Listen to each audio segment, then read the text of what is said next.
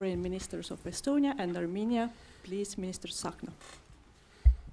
It's on already. So, welcome everybody, and good friend Ararat, Foreign Minister for Armenia. Welcome to Estonia. We meet already officially the second time within 6 months, and this is a sign that our cooperation has become more deeper and more practical. And I really admire your leadership.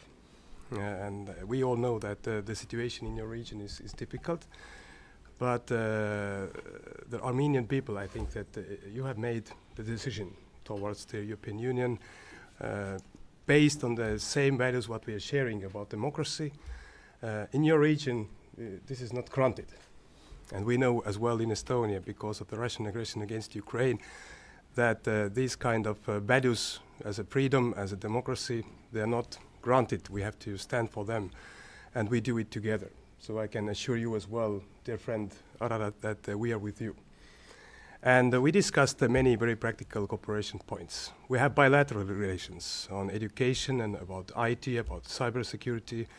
As well, Estonia is already 20 years in European Union. I think we are one of the most active advocates for your aspirations, and also whatever European Union can do and support Armenia with different actions and initiatives, we are ready to do that. And I think that European Union is stepping forward between the relations of EU and Armenia as well. Of course, we have a deep interest in the stability in Caucasus region, and we discussed as well the situation there, and of course we do hope that this region will remain stable, and the next and further steps about the peace will follow very soon. And again, I can say that our relations are better than ever before, and thank you for that. Please. Yeah, so dear Minister, dear friend, dear Mարգուս, I'm delighted to be here, and I would like, first of all, to express my appreciation for the warmest welcome that was extended to me and my delegation.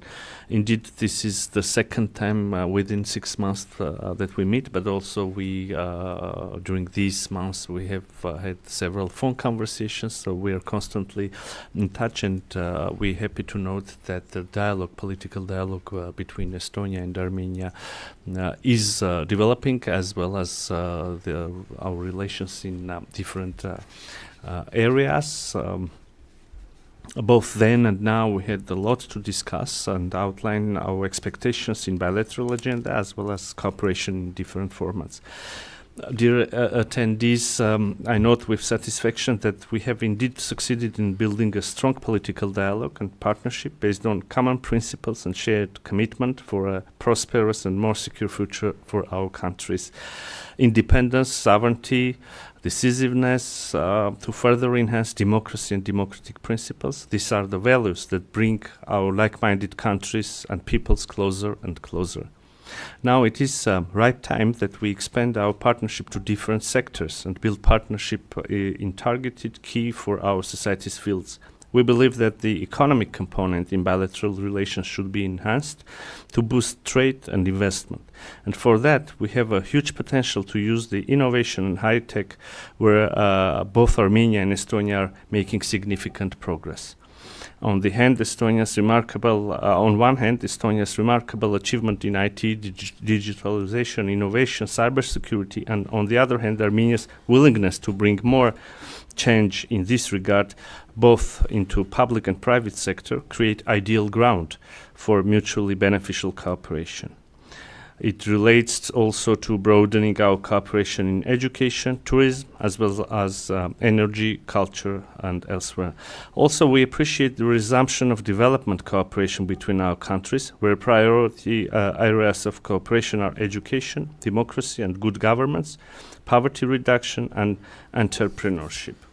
Besides bilateral cooperation, we have developed very positive dynamics of engagements and mutual support in multilateral formats, where we very often share the main priorities and support each other's candidacies. The bigger mosaic of our partnership, of course, includes the activities in the format of the European Union, where we have multi-layer cooperation, implementation of already existing arrangements, including for strengthening Armenia's resilience and diversifying the economy, but also looking beyond for more prospects.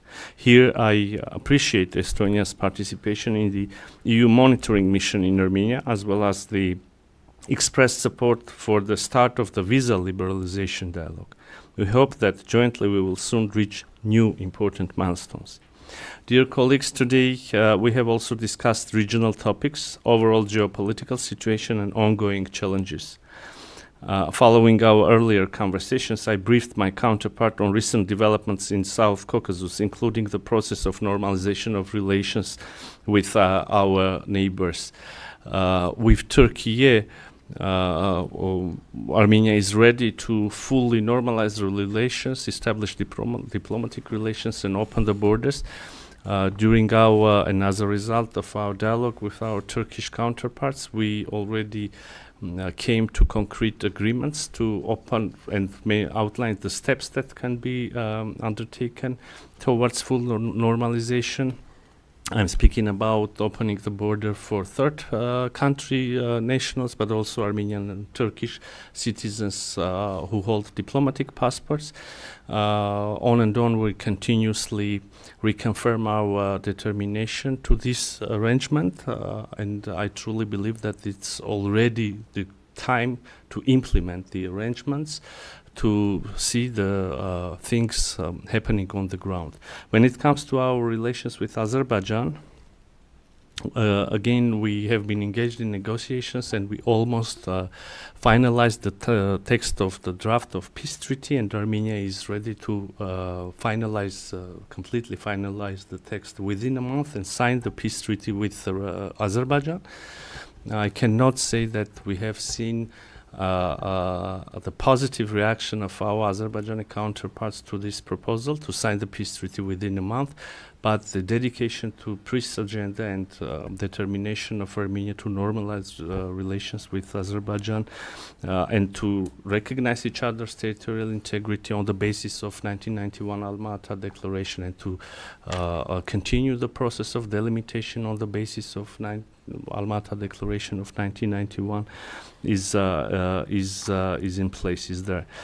I have also I truly believe that we do have the momentum to close the page of the conflict in South Caucasus and bring peace to our region. And I truly believe that this peace will be beneficial for all the peoples and countries in the region. We will, of course, continue working in that direction and count on strong support of our partners interested in stability and durable peace in the South Caucasus. Dear friend, concluding my remarks, I would like also to once again express appreciation for the warm welcome, for the support that you show to the democratization and democratic reforms in Armenia, to the European aspirations of citizens of Armenia, and also to this peace agenda and bringing peace to South Caucasus. Thank you so much. Thank you, Ararat. Thank you, ministers. We have now time for questions. Please also introduce yourself. Yes, hello. I'm from the Estonian Public Broadcasting, and I would like to ask the Foreign Minister of Armenia, what is Armenia's stance on the Russia-Ukrainian war right now?